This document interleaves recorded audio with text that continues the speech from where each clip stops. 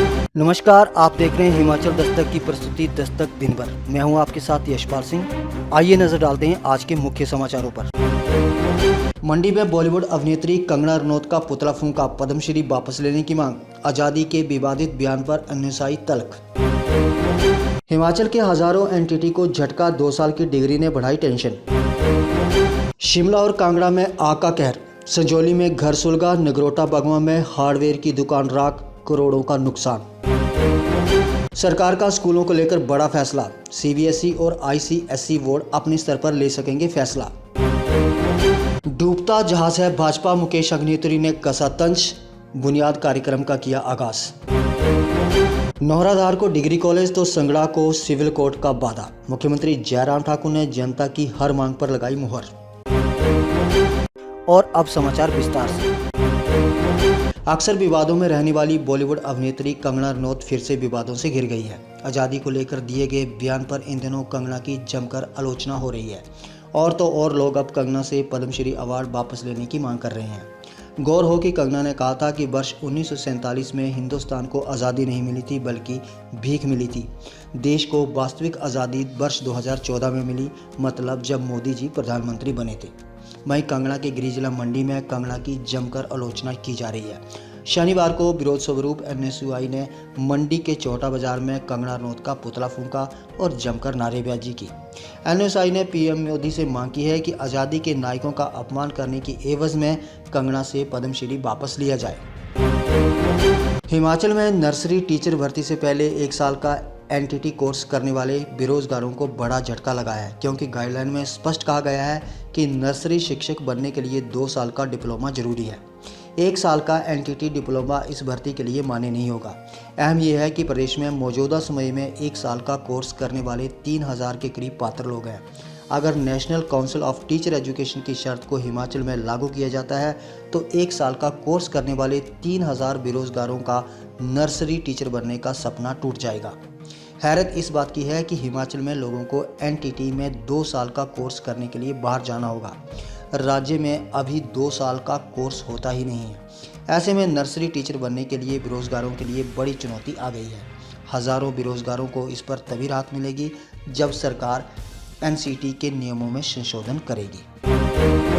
शिमला और कांगड़ा में आग ने जमकर कहर बरपाया है। शुक्रवार आधी रात और शनिवार सुबह पेश आए अग्निकांड से करोड़ों की संपत्ति जलकर राख हो गई है। जानकारी के अनुसार जिला कांगड़ा के नगरोटा बगवा बाजार में एक हार्डवेयर की दुकान में शुक्रवार आधी रात को आग लग गई, जिससे करोड़ों का नुकसान हो गया। वहीं दूसरी ओर शिमला में संजौली के इंजन घर में एक 3 मंजिला मकान में आग लग गई।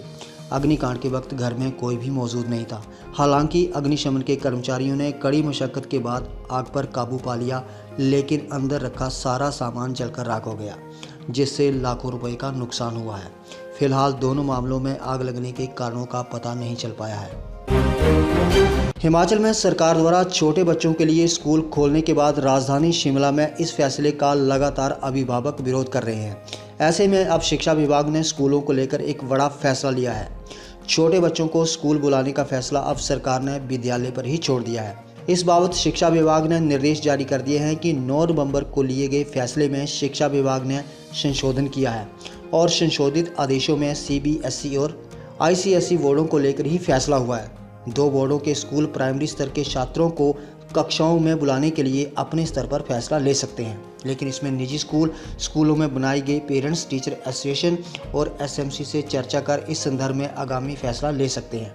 वहीं राज्य के सरकारी स्कूल और शिक्षा बोर्ड धर्मशाला से संबंध रखने वाले सभी निजी स्कूल 9 नवंबर को जारी हुए आदेशों की पालना करते रहेंगे, यानी वो बच्चे पुराने आदेशों के तहत स्कूलों में आते रहेंगे, उन पर यह फैसला लागू नहीं होगा।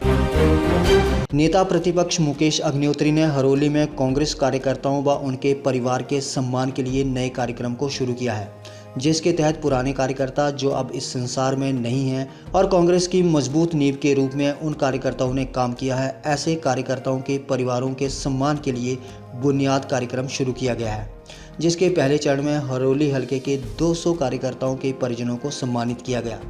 मुकेश अग्निहोत्री ने कहा कि नींव के ये पत्थर वे कार्यकर्ता हैं जिन्होंने उन्हें यहां तक पहुंचाने में मुख्य भूमिका अदा की है। वहीं कांग्रेस पार्टी का झंडा बुलंदी से उठाते हुए पार्टी को मजबूत रखा और आज उनके परिवार भी कांग्रेस को मजबूत करने और आगे बढ़ाने का काम कर रहे हैं। उन्होंने कहा कि ऐसे कार्यकर्ता जो हमसे बिछड़ गए हैं उनकी कमी पूरी नहीं की हो सकती।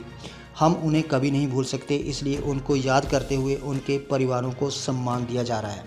वहीं मुकेश अग्निहोत्री ने कहा कि भाजपा मिशन रिपीट का सपना भूल जाए, क्योंकि भाजपा सेमीफाइनल 4-0 से हार गई है और अब भाजपा एक डूबता जहाज है।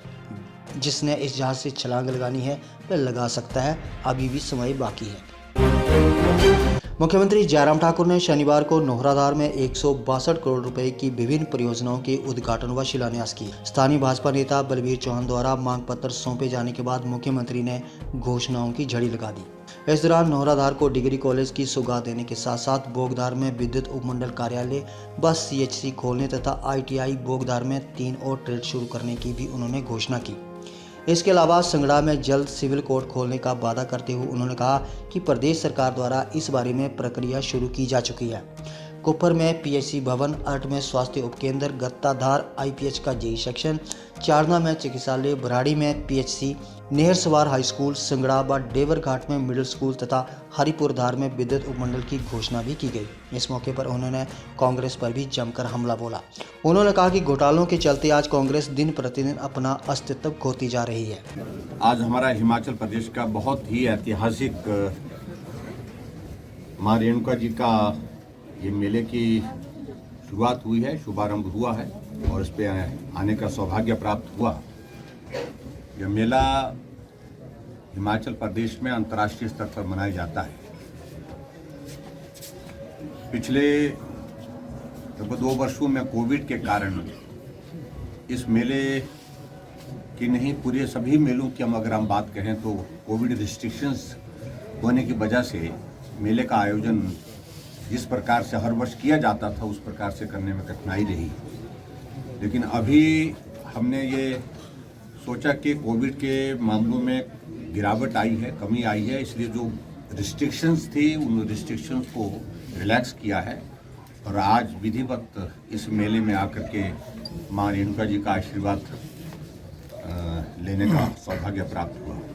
मैं सभी हिमाचल वासियों को और सिरमौर वासियों को, रेणुका वासियों को इस अंतर्राष्ट्रीय मेले रेणुका जी के अवसर पर बहुत बहुत बधाई देता हूँ, शुभकामनाएं देता हूँ। और ये हमारा संस्कृति का एक बहुत वर्षों से एक जुड़ाव है जिसको हमेशा सदैव हमको कायम रखने के लिए प्रयत्नशील रहना चाहिए।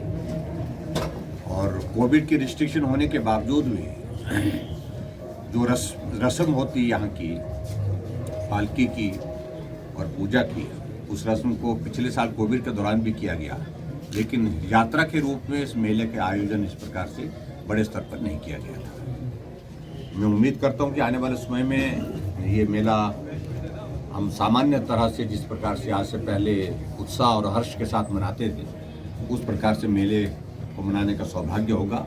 और कोविड के इस दौर से हिमाचल बाहर निकलेगा, प्रदेश और देश बाहर निकल करके इस मेले के आयोजन में हम सब लोग सामूहिक रूप से इकट्ठा होकर के भाग ले सकेंगे।